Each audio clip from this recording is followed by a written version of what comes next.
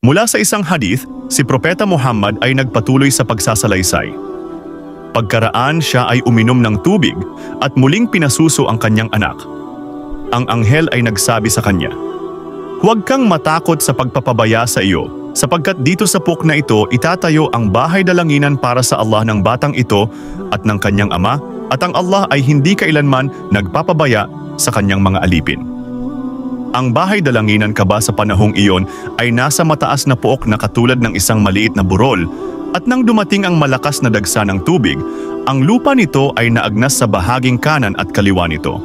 Silang mag-ina ay namuhay sa gayong kalagayan hanggang ang ibang tao mula sa tribo ng Jurhum o ang isang pamilya mula sa Jurhum ay naparaan sa kanilang mag-ina, habang sila mga Jurhum ay patungo sa daanan ng Kaba. Sila ay napadpad sa mababang bahagi ng Makkah, na kung saan kanilang nakita ang isang ibon na nakagawiang lumipad sa paligid at hindi ito umaalis sa gilid nito. Kaya sila ay nag-isip at nagsabi, "Ang ibong ito ay maaaring lumilipad sa paligid ng tubig, bagaman ating nababatid na walang tubig sa lambak na ito." Sila ay nagpadala ng 1 o 2 tao upang magsiyasat at hindi nagtagal kanilang natuklasan ang pinagmumulan ng tubig at ito ay kanilang ipinagbigay alam. Kaya silang lahat ay nagtungo sa kinaroroonan ng tubig.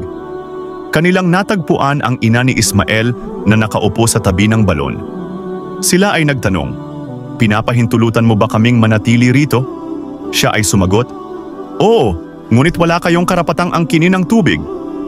Sila ay nagkasundo. Ang ina ni Ismael ay nasisiyahan sa buong kalagayan sapagkat lagi niyang ikinalulugod ang makasalamuha ang mga tao sa kanyang paligid. Ang batang si Ismael ay lumaki at natuto ng wikang Arabe mula sa kanila. At ang kanyang mga magagandang katangian ay siyang naging dahilan upang siya ay kalugdan at hangaan habang siya ay lumalaki. Sina Abraham at Ishmael, ang sakripisyo.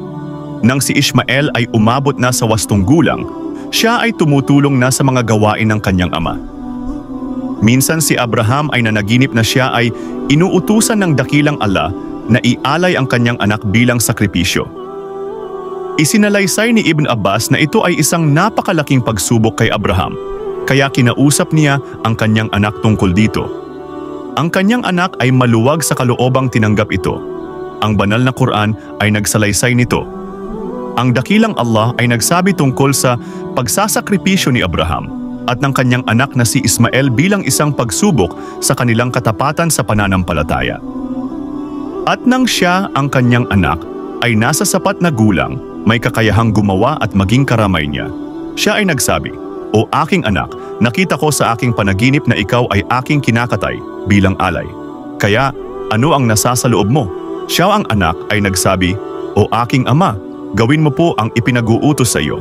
Kung naisin ng Allah, ako po ay iyong matatagpuang kabilang sa hanay ng mga matiisin." At nang sila ay kapwa tumalima sa tagubilin ng Allah, at siya ay kanyang ikinatang sa kanyang pisngi, kami ang Allah ay nanawagan sa kanya, "O Abraham, iyong nais sa katuparan ang panaginip.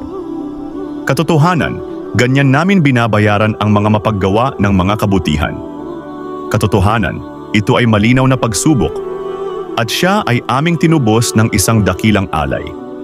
At kami ay nag-iwan para sa kanya ng isang magandang alaala para sa mga susunod na henerasyon upang magsilbing babala, kapayapaan kay Abraham. Ganyan namin binabayaran ang mga mapaggawa ng kabutihan. Katotohanan, siya si Abraham ay isa sa aming mga naniniwalang alipin." Quran 37:99-111.